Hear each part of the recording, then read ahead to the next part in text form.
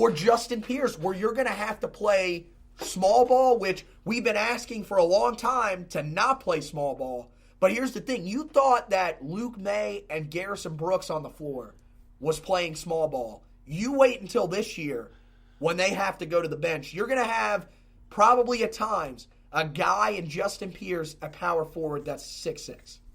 And you're going to be sitting there saying, this is not what we imagined. But until you can get Sterling Manley out there, or unless Brandon Huffman can progress that much, that's kind of the situation you're looking at. It's definitely, it's funny how, like, every time we have a question about this team, we kind of just Leaky Black. We go back to Leaky. Fill him in. And it's just because, I mean, that's the versatility is great. It just, for a team like the way Carolina's built this year, it just bears a lot of responsibility.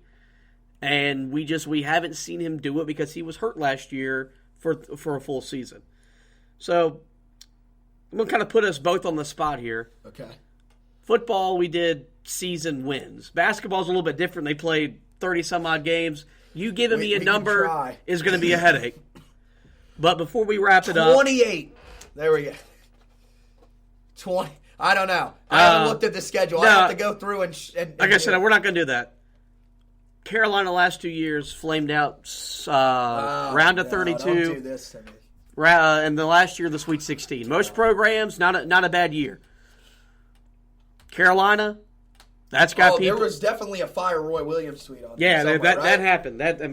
We got that. Do we have that phrase blocked? Is that? I think that's under our blocked words. Villanova is blocked under my words. I never see them on my timeline. I have muted him. You can't see it. Mine's the same way. That's right. So, what's Carolina's? Their ceiling is a Final Four. Oh, okay. Ceiling's a Final Four. You're not going to make me pick the tournament finish, right? Yes. No. Where's this team going now?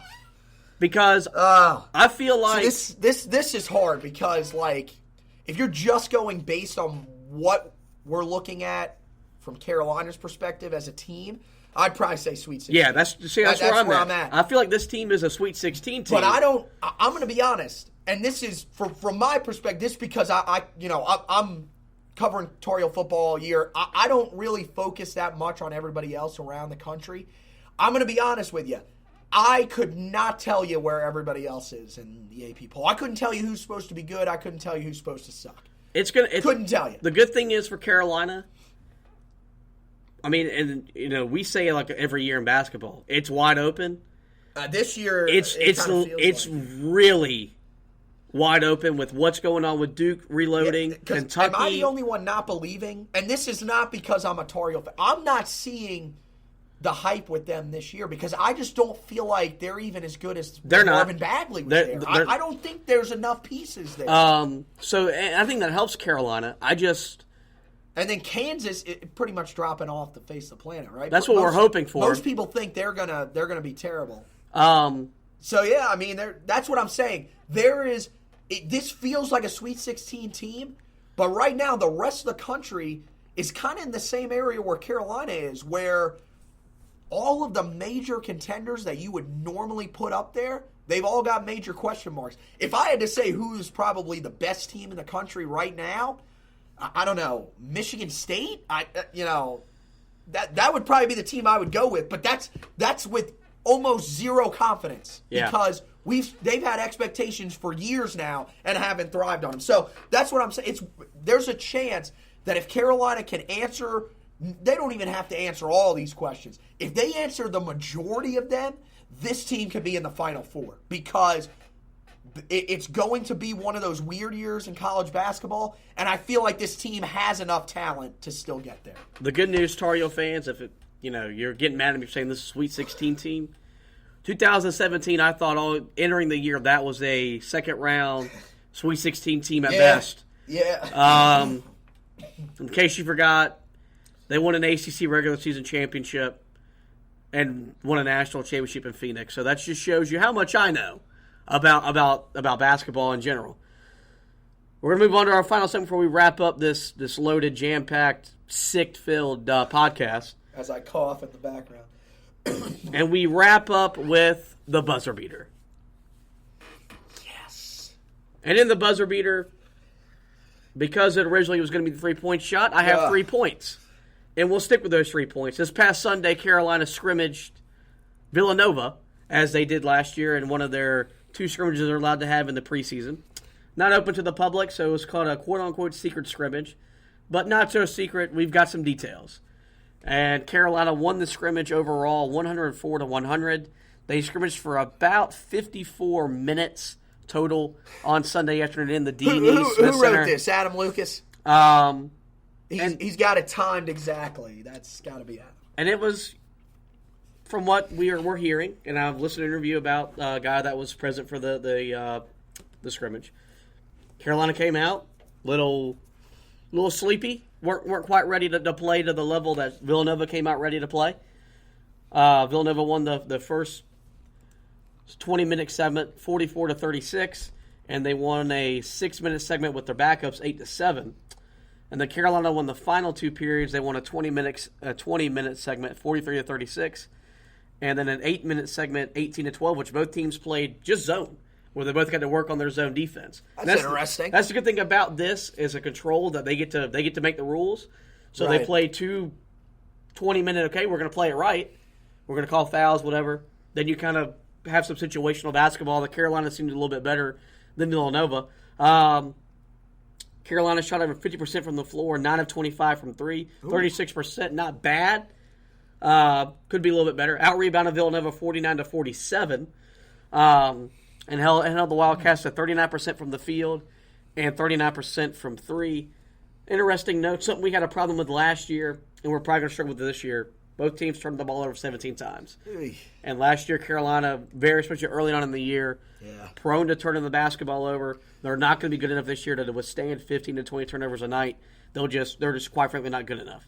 Cole Anthony led Carolina with 28 points. Armando Bacot added 18. Garrison with 14. Leaky Black, 12. So the guys that we're going to have to lead this team, they led us in the... I'm liking that. I'm liking that. Led Carolina in the scrimmage on Saturday. And so, good chance for these guys to get out there in a controlled environment. I guess Villanova's got top 10 talent. They normally always have. Yeah. Jay Wright's recruiting at an unbelievable level. It's not hard to recruit hard when you win 2 titles in 3 years. As I cough, excuse that. A little bit mature team. They're going to rebound after last year's disappointment. They flamed out in the second round of the tournament. Carolina also has a scrimmage this Friday night, November 1st at 7:30 against Winston-Salem State. We're not going to break down a preview of a scrimmage. We do that every year. That's, they play 40 minutes, right? It's just a regular game, basically, in the Smith Center, and everybody. It's open to the public. It's just, It's a good chance for these guys to get out there in front of a live crowd, and it's going to be a game setting. I think something we need to remember. There's a couple rule changes this year that I think we tend to forget about. Just going to remind you, the shot clock will reset to 20 if a team rebounds its miss on the offensive end. Which I don't think will affect us that much, but will be very, very interesting when we play Virginia for the first time in early December. And it's also just going to be, I think it's more for Carolina, because like I said, the way we want to play with the speed, we're going to get the shots up, no worries. It's just how does Carolina regroup defensively? Really going to see a lot of kick-out threes, what you're probably going to see on offensive rebounds. And also the 3-point line moved back a little bit this year, so you may see the 3-point numbers dip a little bit as the shots got a little bit tougher. But that's breakdown from Carolina's secret scrimmage on Sunday, which, of course, isn't so secret. Another thing we need to discuss, we've mentioned a little bit during the podcast, the first TV show with the All Access Carolina basketball premiered 2 Mondays ago. Really, really fun show. Got to see a little bit of stuff that you don't get to see from the program, and that's all this show's about. It's Carolina getting exposure. Not that it really needs it, but it's something that us as fans, we want. Yeah. Because we don't get to see this side of Carolina basketball. You get to see Roy Williams in practice. And you saw him early in the summer practices. He's animated. He's ready to go. The very first practice they had back in September.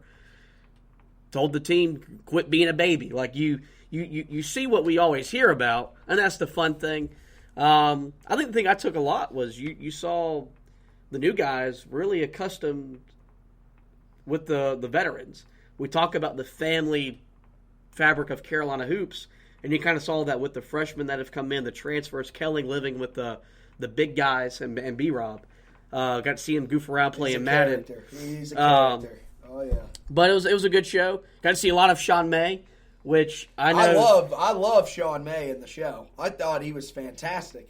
We need to see more of Sean May. You're going to see a lot of Sean May because he's going to be a big part of Carolina basketball moving forward. Oh, as a coach, I think he's just touching the surface. It's going to be a guy we're going to keep in the back of our minds in about 7 or. I don't even think you're allowed to say that. 7 or 8 years. You are so in on Hubert Davis at this point that I'm just saying. I think he might still be on the staff. I think it's going to be Stackhouse, but we're not going to get into this. Just saying. I do think it's something that his exposure is there's a reason for it. Why he's getting certain roles and why you saw him talk. Am I the only and you didn't see Hubert Davis talk? That feels like there's a lot of Roy in him, which means there's a lot of Dean in him as well. Just from hearing some of the stuff that he talked about with why they condition guys the way they do. And also, one of the things that I found really interesting pertaining to that is that when they were talking about Roy's relationship with Dean, Sean May compared his relationship with Roy and said it was almost exactly the same. That's something that's very interesting and is a good point to keep an eye on going forward. I kind of lost my train of thought there as I was going to piggyback off of that. I thought I just stunned you because you were like, yeah. No, you didn't. That's spot on. Also, something that, came out of that was they asked Roy Williams what Dean Smith meant to him. And it's just something that, he says the same stuff every time. But I still always find it a little bit emotional when you start talking about he's the best there ever was on the floor. Best there ever was off the floor. Roy Williams is going to pass Dean Smith in all-time wins this year. And hopefully early December.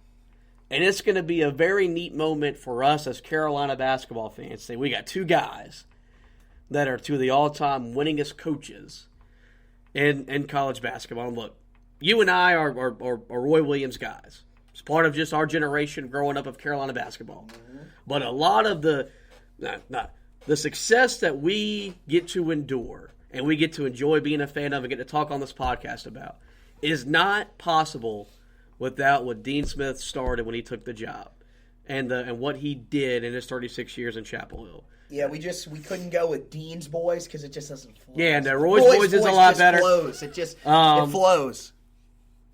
Lastly, before we get out of here, Anthony has an assignment that has been given to him by me. It's not an assignment. No, it's not. You now have... It is not an assignment. You have responsibilities. An assignment would be me being disappointed by what I was supposed to do. This is... You're adding a segment to the show. That's not an assignment. It's still an assignment. It just goes together. It's not an assignment. It is what I say it is. No, because you want to act like you're in control, and I'm not going to give you that I am in control. For those of you that listen to the sister podcast, the Heel Tough blog, where we talk Carolina football, you know that I write a Trench Report article every week unless I'm sick. And I didn't assign you that. You told me that you were going to do that. I volunteered that. Where I look at what Carolina did in the offensive and defensive lines for that week, because that's where the game of football is won. So Anthony's assignment, which he's saying is not an assignment, because he hasn't reported back to me on what he is. Yes, I did, by the way, when I was coming back from Greensboro the other night. But go ahead. Anthony has now been given and he'll do it once a week on the podcast. Because normally basketball season, we are a bi-pod week, where we do multiple podcasts in a week. One podcast a week, he's got to look back at the games that were played, and think about or really for every game moving forward, look at a part of the game that's going to identify where the Carolina won or lost. He just can't use rebounding because that's my thing. That could be the only thing that the team did that night to win the game. Not allowed. Yeah. Find something else. As that rebounding is, of course, I like how thing. you're now just making this that's what the segment is. I had told you that I was going to do the stat of the week, and you just decided, nope, that's not what you're doing. Okay, if you want to do it as a stat of the week, then that's what it's going to be. There you go. You've got to That's what it is.